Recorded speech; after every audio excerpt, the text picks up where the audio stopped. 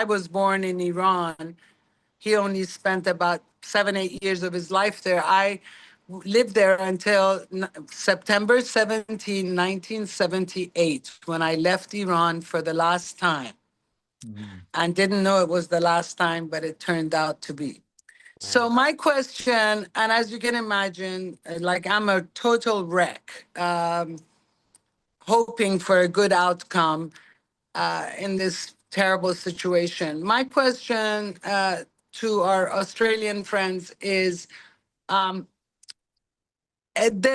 ostensive reason for this is to take Iran's nuclear capability, the mullahs' nuclear capabilities away from them. The subtext, as you have discussed, is regime change. Who do the Israelis and the Americans think if I wish there was regime change. So I'm a regime change girl all the way. But who do they imagine would be the next, even where would the next leadership of Iran come from? I mean, to me, the nightmare scenario is you take these vile guys out, and then we end up with ISIS, Daesh, whatever the Persian version of that is. So that's my question.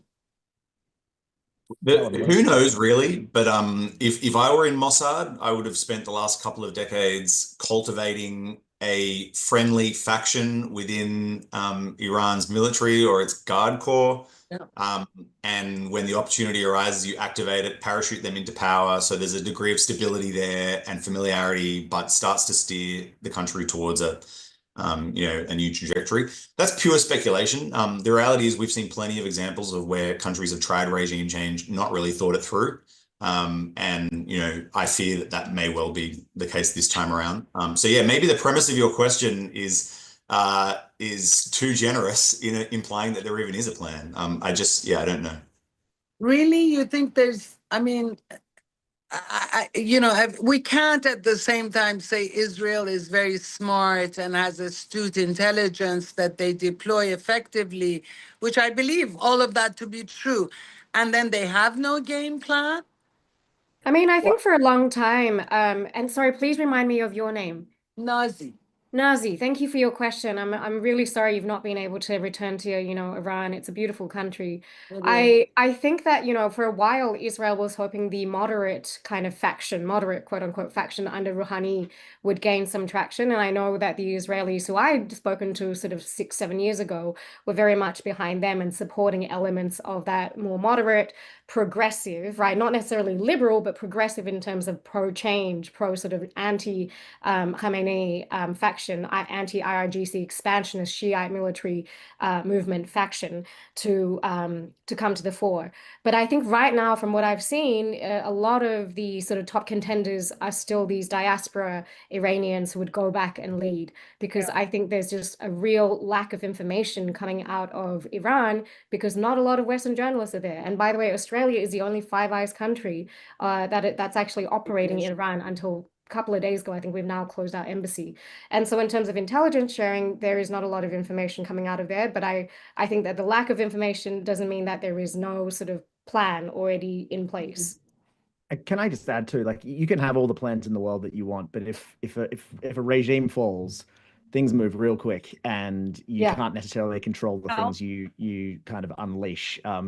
So I would say, like, I have no doubt that Israel has been, oh, this would be ideal. We'll cultivate these folks. We'll put those people in power. I saw reports also and had a conversation with an Iran expert in the UK, actually, who said that he was watching how a lot of the Israeli missile strikes were taking out some of the more radical IRGC commanders and leaving a lot of the more reformist ones alive, even if they were senior. So it wasn't just hitting the most senior folks, it was hitting the most senior, really radical folks, which would tell you that they have this idea of creating a power vacuum that hopefully is filled by reformists. But then, even if Iranians do dislike the mullahs, I don't think there's much love lost for the Israelis there either. So if it was like a sense that, oh, this is the Israeli-backed candidates, there's just a lot of things that can go wrong, even if you've got the best plans, I guess is what I would say.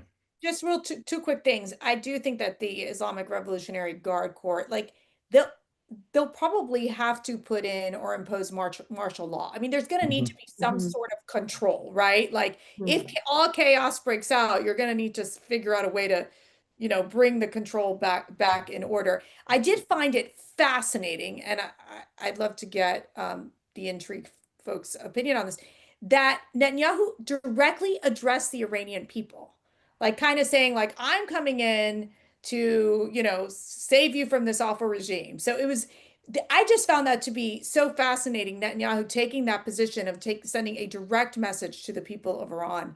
And I'm wondering, like, how does that play out within Iran?